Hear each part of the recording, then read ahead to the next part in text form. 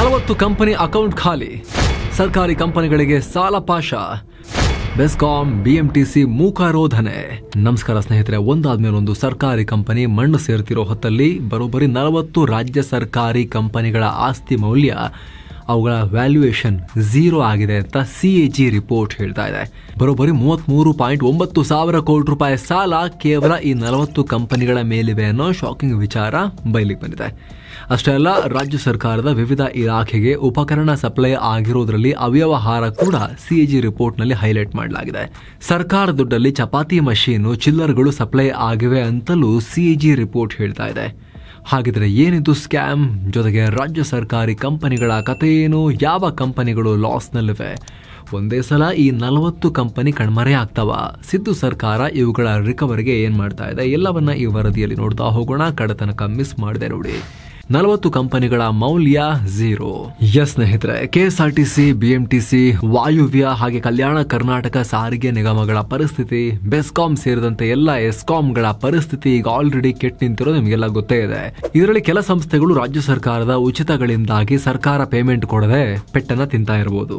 ಆದ್ರೆ ಇವುಗಳ ಜೊತೆಗೆ Mysuru paper mills limited, Rajiv Gandhi housing corporation, Karnataka ರಾಜ್ಯ ಪ್ರವಾಸೋದ್ಯಮ ಅಭಿವೃದ್ಧಿ ನಿಗಮಗಳ ನೆಟ್ವರ್ಕ್ ಕೂಡ ಶೂನ್ಯ ಆಗಿದೆ. ಒಟ್ಟು 40 ಸರ್ಕಾರಿ ಕಂಪನಿ ಅಕೌಂಟ್ ಖಾಲಿ ಬಿದ್ದಿವೆ ಅಂತ ಸಿಎಜಿ ರಿಪೋರ್ಟ್ ಹೇಳ್ತಾ ಇದೆ. ಸಿಎಜಿ ರಿಪೋರ್ಟ್ ಅಂದ್ರೆ ಭಾರತದ ನಿಯಂತ್ರಕರು ಹಾಗೂ ಮಹಾ ಲೆಕ್ಕ ಪರಿಶೋಧಕರು ಸರ್ಕಾರಿ ಕಂಪನಿಗಳನ್ನ ಆಡಿಟ್ ಮಾಡಿ ಕೊಟ್ಟಿರೋ ಆಡಿಟ್ ರಿಪೋರ್ಟ್ ತರ ಇದು. ಮೊನ್ನೆ ಈ ರಿಪೋರ್ಟ್ ಹೊರಗೆ ಬಂದಿದೆ, ವಿಧಾನಸಭೆಯಲ್ಲೂ ಕೂಡ ಮಂಡನೆಯಾಗಿದೆ. ಹಾಗಂತ ಇದು ಕಂಪನಿಗಳ ಲೇಟೆಸ್ಟ್ ಪರ್ಫಾರ್ಮೆನ್ಸ್ ರಿಪೋರ್ಟ್ ಅಲ್ಲ. 2023 ಮಾರ್ಚ್ ಅಂತ್ಯದಲ್ಲೇ ಅಂದ್ರೆ ಬಿಜೆಪಿ ಸರ್ಕಾರದ ಅವಧಿಯಲ್ಲೇ ಸರ್ಕಾರಿ ಕಂಪನಿಗಳು ಈ ಪರಿಸ್ಥಿತಿಗೆ ತಲುಪಿ ಆಗಿತ್ತು ಅಂತ ಈ ರಿಪೋರ್ಟ್ ಹೇಳ್ತಾ ಇದೆ. ಸೊ ಆ ಪಕ್ಷ ಈ ಪಕ್ಷ ಅಂತ ಗಲಾಟೆ ಮಾಡೋಕ್ಕಿಂತ ಮುಂಚೆ ಈ ವಿಚಾರ ಕೂಡ ಗೊತ್ತಿರಲಿ. ಇದು ಕೇವಲ ಒಂದು ಪಕ್ಷದ ವಿಚಾರ ಅಲ್ಲ. ಹಾಗಿದ್ರೆ ಯಾವ ಕಂಪನಿ ದಿವಾಳಿ ಆಗ್ತಿವೆ ಅಂತ ಡೀಟೇಲ್ ಆಗಿ ನಾವು ಹೇಳ್ತಾ ಹೋಗ್ತೀವಿ. ಕಡತನಕ ಮಿಸ್ ಮಾಡದೆ ನೋಡಿ. 46,800 ಕೋಟಿ ರೂಪಾಯಿ ಸಾಲ, ಒಟ್ಟು 127 ರಾಜ್ಯ ಸಾರ್ವಜನಿಕ ವಲಯದ ಉದ್ದಿಮೆ, 6 ನಿಗಮ, 102 ಸರ್ಕಾರಿ ಕಂಪನಿ ಹಾಗೂ 19 ಸರ್ಕಾರಿ ನಿಯಂತ್ರಣದ ಕಂಪನಿಗಳನ್ನ ಸಿಎಜಿ ಆಡಿಟ್ ಮಾಡಿದೆ. ಇದರಲ್ಲಿ 40 ಕಂಪನಿಗಳು ನಷ್ಟದಿಂದ ತಮ್ಮ ಕಂಪ್ಲೀಟ್ ನೆಟ್ವರ್ತ್ ಅಂದ್ರೆ ನಿವ್ವಳ ಮೌಲ್ಯವನ್ನೇ ಕಳ್ಕೊಂಡಿವೆ. ನೆಟ್ ಅವುಗಳ ವ್ಯಾಲ್ಯೂ 0 ಆಗಿ ಹೋಗಿದೆ. ಸ್ಕ್ರೀನ್ ಮೇಲೆ ನೀವು ಆ ಕಂಪನಿಗಳ ಲಿಸ್ಟ್ ನೋಡ್ತಾ ಇದ್ದೀರಾ. ಇಂಥದ್ದೇ ಕ್ಷೇತ್ರದ ಕಂಪನಿ ಇದೆ ಅಂತಲ್ಲ, ಸಾರಿಗೆ, ಕೃಷಿ, ವಿದ್ಯುತ್ ಪ್ರಸರಣ, ಗುಡಿ ಕೈಗಾರಿಕೆ, ಸ್ಮಾರ್ಟ್ ಸಿಟಿ ನಿಗಮಗಳು, ಇಂಧನ ಸೇರಿ ಎಲ್ಲಾ ಸೆಕ್ಟರ್ನ ಕಂಪನಿಗಳಿವೆ. ಈ ಕಂಪನಿಗಳ ಕೈಲಿ ಉಳ್ಕೊಂಡಿರೋದು ಬರೋಬ್ಬರಿ 33,992 ಕೋಟಿ ರೂಪಾಯಿ ಸಾಲ ಮಾತ್ರ. ಈ 33,900 ಕೋಟಿ ರೂಪಾಯಿ ಸಾಲದ ಪೈಕಿ 23,000 ಕೋಟಿ ರೂಪಾಯಿ ಸಾಲ ಕಂಪನಿಗಳು ಆಪರೇಷನ್ಸ್ ಮೂಲಕ ಮಾಡ್ಕೊಂಡಿರೋದು. ಉಳಿದ 10,000 ಕೋಟಿ ರೂಪಾಯಿ ಈಕ್ವಿಟಿ ಮೂಲಕ ಸಾಮಾನ್ಯ ಜನ ಹೂಡಿಕೆ ಮಾಡಿರೋದು. ಸೊ ಈ ಕಂಪನಿಗಳು ಡೈರೆಕ್ಟ್ ಆಗಿ ಇಂಡೈರೆಕ್ಟ್ ಆಗಿ ಜನರ ಹಣವನ್ನು ನುಂಗ್ತಾ ಇದ್ದಾವೆ, ಲಾಸ್ ಮಾಡ್ತಾ ಇದ್ದಾವೆ ಜನರಿಗೆ, ಅಥವಾ ಸರ್ಕಾರ ಇವುಗಳನ್ನು ಮೇಂಟೈನ್ ಮಾಡ್ತಿರೋ ರೀತಿ ಆಗಿದೆ. ಇದು ಬರೀ 40 ಕಂಪನಿಗಳಿಗೆ ಸೀಮಿತವಾಗಿಲ್ಲ. ಇವು ಕಂಪ್ಲೀಟ್ ಆಗಿ ಮೌಲ್ಯ ಕಳ್ಕೊಂಡಿರೋ ಕಂಪನಿಗಳಷ್ಟೇ. ಆದರೆ ಅಲ್ಪ ಸ್ವಲ್ಪ ಮೌಲ್ಯ ಉಳಿಸ್ಕೊಂಡು ಲಾಸ್ನಲ್ಲಿರೋ ಕಂಪನಿಗಳ ಸಂಖ್ಯೆ 60 ಇದೆ. ಈ ಪೈಕಿ 60 ಕಂಪನಿಗಳ ಒಟ್ಟು ನಷ್ಟ ಸುಮಾರು 46,817 ಕೋಟಿ ರೂಪಾಯಿ.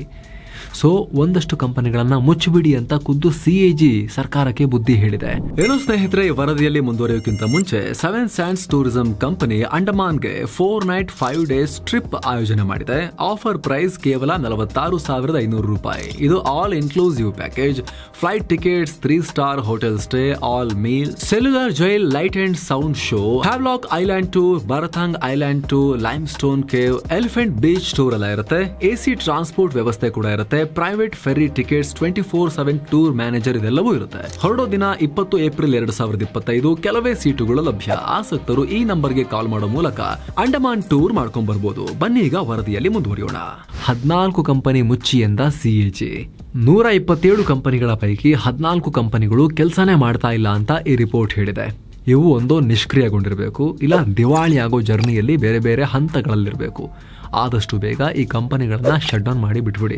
ಕಂಪ್ಲೀಟ್ ಆಗಿ ವ್ಯಾಲ್ಯೂ ಕಳ್ಕೊಂಡಿರೋ ಕಂಪನಿಗಳ ಶೇರ್ಗಳನ್ನ ಕೂಡ ಮಾರ್ಬಿಡಿ ಅಂತ ರಿಪೋರ್ಟ್ ಸಜೆಸ್ಟ್ ಮಾಡಿದೆ. ನೀವು ಸ್ಕ್ರೀನ್ ಮೇಲೆ ನೋಡ್ತಾ ಇದ್ದೀರಾ. Vijayanagara steel limited, Bengaluru suburban rail company limited ಈ ಲಿಸ್ಟ್ ನಲ್ಲಿವೆ. ಆಶ್ಚರ್ಯ ಅಂದ್ರೆ ಬೆಂಗಳೂರು ಸಬರ್ಬನ್ ರೈಲ್ವೆ ನಿರ್ಮಾಣಕ್ಕೆ ಸಿದ್ದು ಸರ್ಕಾರ ಸಖತ್ ಪುಷ್ ಮಾಡ್ತಾ ಇದೆ. ಕೇಂದ್ರದಿಂದ ಅನುದಾನ ಕೇಳಿದೆ, ಆದರೆ ಈ ಕಂಪನಿ ನಿಷ್ಕ್ರಿಯವಾಗಿದೆ.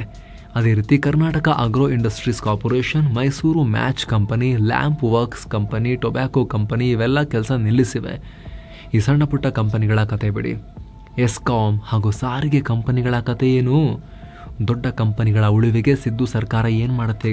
ಈಗ ಆಲ್ರೆಡಿ 16 ಕಂಪನಿಗಳನ್ನ ಬದುಕ್ಸಕ್ ಸಾಧ್ಯನೇ ಇಲ್ಲ ಅಂತ ನಾವು ಶಟ್ ಡೌನ್ ಮಾಡಿದೀವಿ ಅಂತ ಅರಣ್ಯ ಮಂತ್ರಿ ಈಶ್ವರ್ ಖಂಡ್ರೆ ವಿಧಾನ ಪರಿಷತ್ನಲ್ಲಿ ಹೇಳಿಕೆಯನ್ನ ಕೊಟ್ಟರು ಇತ್ತೀಚೆಗೆ. ಹಾಗೆ ಲಾಸ್ ನಲ್ಲಿರೋ ಇನ್ನು 34 ಕಂಪನಿಗಳ ಮೌಲ್ಯಮಾಪನ ಮಾಡಿ ಜುಲೈ 31ರ ಒಳಗೆ ಅವುಗಳ ಭವಿಷ್ಯ ಡಿಸೈಡ್ ಮಾಡಿ ಅಂತ ಖುದ್ದು ರಾಜ್ಯ ಸರ್ಕಾರ ತನ್ನ ಇಲಾಖೆಗಳಿಗೆ ಆದೇಶ ಕೊಟ್ಟಿದೆ. ಸಚಿವ ಈಶ್ವರ್ ಖಂಡ್ರೆ ಕೂಡ ಈ ಕಂಪನಿಗಳಿಂದ ಲಾಭ ಬರೋ ಚಾನ್ಸ್ ಇದ್ರೆ ಮಾತ್ರ ಸರ್ಕಾರ ಹೂಡಿಕೆ ಮಾಡಬಹುದು, ಇಲ್ಲಾಂದ್ರೆ ಬೇಡ ಅಂತ ಹೇಳಿದ್ರು. ಇಲ್ಲದೆ ಹೋದರೆ ಈ ಕಂಪನಿಗಳು ಕ್ಲೋಸ್ ಆಗ್ಬೋದು, ಇಲ್ಲ ಬೇರೆ ಕಂಪನಿಗಳೊಂದಿಗೆ ಮರ್ಜ್ ಆಗ್ಬೋದು. ಹಾಗಂತ ಎಲ್ಲ ಕಂಪನಿಗಳು ಬಿಸ್ನೆಸ್ ಇಲ್ಲದೆ ಲಾಸ್ನಲ್ಲಿದ್ದಾವ? ಈ ವಿಚಾರಗಳನ್ನು ಕೂಡ ಚೂರು ಗಮನಿಸಬೇಕು. ಒಂದು ಕಡೆ ರಾಜ್ಯ ಸರ್ಕಾರ PSUಗಳನ್ನು ಮಾನಿಟರ್ ಮಾಡೋಕೆ ಕನ್ಸಲ್ಟೆಂಟ್ ಹುಡುಕ್ತಾ ಇದೆ. ಮೊದಲು ಸರ್ಕಾರದ ಆದಾಯ ಹೆಚ್ಚಿಸೋಕೆ ಕನ್ಸಲ್ಟೆಂಟ್ ಕಂಪನಿ ನೇಮಕ ಆಯಿತು. ಈಗ ಸರ್ಕಾರಿ ಕಂಪನಿಗಳನ್ನು ಮಾನಿಟರ್ ಮಾಡೋಕೆ ಮತ್ತೆ ಕನ್ಸಲ್ಟೆಂಟ್ ಹುಡುಕ್ತಾ ಇದ್ದಾರೆ. ಮತ್ತೊಂದು ಕಡೆ ನೀವು ಈ ರಿಪೋರ್ಟ್ ನೋಡ್ತಾ ಇದ್ದೀರಿ, ಬೆಂಗಳೂರಿನ ಪೆರಿಫೆರಲ್ ರಿಂಗ್ ರೋಡ್ ಪ್ರಾಜೆಕ್ಟ್ಗೆ PSUಗಳಿಂದ ಸಾಲ ಕೇಳ್ತಾ ಇದ್ದಾರೆ. ಬ್ಯಾಂಕ್ನಿಂದಲ್ಲ, ಇನ್ಯಾವುದೋ ಫಂಡಿಂಗ್ ಏಜೆನ್ಸಿಯಿಂದ ಅಲ್ಲ, ಸರ್ಕಾರಿ ಕಂಪನಿಗಳ ಹತ್ರ ಕೊಡ್ರಿ ದುಡ್ಡು ಅಂತ ಕೇಳ್ತಿದ್ದಾರೆ. ಆಶ್ಚರ್ಯ ಅಂದರೆ ಈ ರೀತಿ PSUಗಳಿಂದ ಸಾಲ ಕೇಳ್ತಿರೋ ಸರ್ಕಾರ PSU ಲಾಭಗಳನ್ನು PSUಗಳಿಗೆ ಬಳಸ್ತೀವಿ ಅಂತಲೂ ಹೇಳ್ತಿದ್ದಾರೆ. ಇಂಟರ್ ಕಾರ್ಪೊರೇಟ್ ಡೆಪಾಸಿಟ್ ಸಿಸ್ಟಮ್ ಸ್ಕೀಮ್ನಲ್ಲಿ ಲಾಭ ಮಾಡ್ತಿರೋ ಕಂಪನಿಗಳ ಹೆಚ್ಚುವರಿ ಆದಾಯವನ್ನ ಲಾಸ್ನಲ್ಲಿರೋ ಕಂಪನಿಗಳಿಗೆ ಸಾಲವಾಗಿ ಕೊಡ್ತೀವಿ ಅಂತ ಸರ್ಕಾರ ಹೇಳಿತ್ತು. ಸ್ಕ್ರೀನ್ ಮೇಲೆ ನೀವು ಆ ರಿಪೋರ್ಟ್ ನೋಡ್ತಾ ಇದ್ದೀರಿ. ಹಾಗಾಗಿ PSUಗಳ ಭವಿಷ್ಯದ ಬಗ್ಗೆ ಸಾಕಷ್ಟು ಕನ್ಫ್ಯೂಷನ್ ಇದೆ. ಅದಿರಲಿ, ಈಗ CAG ರಿಪೋರ್ಟ್ ಹೇಳ್ತಿರೋ ಸ್ಕ್ಯಾಮ್ ಬಗ್ಗೆ ಚೂರು ನೋಡ್ಬಿಡೋಣ. ಸರ್ಕಾರ ದುಡ್ಡಲ್ಲಿ ಚಪಾತಿ ಮೇಕರ್, ಚಿಲ್ಲರ್, ವಾಷಿಂಗ್ ಮೆಷಿನ್. 2018-19 ಅವಧಿಯಲ್ಲಿ ಕಾಂಗ್ರೆಸ್ JDS ಸಮ್ಮಿಶ್ರ ಸರ್ಕಾರ ಇದ್ದಾಗ ರಾಜ್ಯ ಸರ್ಕಾರದ ವಿವಿಧ ಇಲಾಖೆಗೆ ಉಪಕರಣ ಸಪ್ಲೈ ಆಗಿರೋದ್ರಲ್ಲಿ ಅವ್ಯವಹಾರ ಕಂಡು ಬಂದಿದೆ ಅಂತ CAG ರಿಪೋರ್ಟ್ ಹೇಳಿದೆ. ಆ ಅವಧಿಯಲ್ಲಿ ಕಿಯೋನಿಕ್ಸ್ ಅನ್ನೋ ಸಂಸ್ಥೆ ರಾಜ್ಯ ಸರ್ಕಾರದ ಇಲಾಖೆಗಳಿಗೆ ಸುಮಾರು 1544 ಕೋಟಿ ರೂಪಾಯಿ ಮೌಲ್ಯದ ಎಕ್ವಿಪ್ಮೆಂಟ್ ಸಪ್ಲೈ ಮಾಡಿತ್ತು. ಅಂದರೆ ಯಾವುದೇ ಟೆಂಡರ್ ಪ್ರಕ್ರಿಯೆ ಇಲ್ಲದೆ ಈ ಕಂಪನಿಗೆ ಆರ್ಡರ್ ಕೊಡಲಾಗಿದೆ ಅಂತ ರಿಪೋರ್ಟ್ ಹೇಳಿದೆ. ಟೆಂಡರ್ ಪ್ರಕ್ರಿಯೆ ಅವಾಯ್ಡ್ ಮಾಡೋಕೆ 18 ದೊಡ್ಡ ಆರ್ಡರ್ಗಳ ಬದಲಿಗೆ 195 ಚಿಕ್ಕ ಚಿಕ್ಕ ಆರ್ಡರ್ಗಳನ್ನು ಕೊಟ್ಟಿದ್ದಾರೆ. 154 ಕೋಟಿ ರೂಪಾಯಿ ಮೌಲ್ಯದ 18 ಆರ್ಡರ್ ಬದಲು 1 ಕೋಟಿ ರೂಪಾಯಿಗೂ ಕಡಿಮೆ ಮೌಲ್ಯದ 195 ಆರ್ಡರ್ಗಳನ್ನು ಕೊಡಲಾಗಿದೆ. ಜೊತೆಗೆ ಆರ್ಡರ್ ಮಾಡಬೇಕಾಗಿದ್ದು IT ಎಕ್ವಿಪ್ಮೆಂಟ್ಗಳು, ಅಂದರೆ ಕಂಪ್ಯೂಟರ್, ನೆಟ್ವರ್ಕ್ಗೆ ಸಂಬಂಧಪಟ್ಟಂಥ ಎಕ್ವಿಪ್ಮೆಂಟ್, ಕ್ಯಾಮರಾ, ಸ್ಟೋರೇಜ್ ಡಿವೈಸ್ ಇತ್ಯಾದಿ ಎಲ್ಲ ಆರ್ಡರ್ ಆಗಬೇಕಾಗಿತ್ತು. ಆದರೆ ಕಿಯೋನಿಕ್ಸ್ ಕಂಪನಿ ಚಪಾತಿ ಮೇಕರ್, ಚಿಲ್ಲರ್, ವಾಷಿಂಗ್ ಮಷಿನ್, RO ಪ್ಯೂರಿಫೈಯರ್ಗಳನ್ನು ಕೂಡ ಪ್ರೊಕ್ಯೂರ್ ಮಾಡ್ಕೊಂಡಿದೆ. ಒಂದು ದೊಡ್ಡ RO ಆಗಿದ್ರೆ ವಿಧಾನಸೌಧದಲ್ಲಿ ನೀರು ಕುಡಿಯೋಕೆ ಇಟ್ಟಿದ್ದಾರೆ ಅಂತ ಅನ್ಕೋಬಹುದು. ಆದರೆ ಏನು ಚಿಲ್ ಮಾಡೋಕೆ ಚಿಲ್ಲರ್ ತರಿಸಿದ್ರೂ ಗೊತ್ತಿಲ್ಲ. ಸದ್ಯ ಸಿದ್ದು ಸರ್ಕಾರ ಈ ಕಿಯೋನಿಕ್ಸ್ ಸ್ಕ್ಯಾಮ್ ಬಗ್ಗೆ ತನಿಖೆ ಶುರು ಮಾಡಿದೀವಿ ಅಂತ ಹೇಳಿದೆ. ಸೊ ಫ್ರೆಂಡ್ಸ್, ಇದಾಗಿತ್ತು ಕರ್ನಾಟಕಕ್ಕೆ ಸಂಬಂಧಪಟ್ಟಂತೆ CAG ಕೊಟ್ಟಿರೋ ರಿಪೋರ್ಟ್ ಬಗ್ಗೆ ನಿಮಗೆ ಕ್ವಿಕ್ ಆಗಿ ಮಾಹಿತಿ ಕೊಡೋ ಪ್ರಯತ್ನ. Thank you so much. ಮತ್ತೆ ಭೇಟಿ ಆಗ್ತಿರೋಣ. ನಮಸ್ತೆ.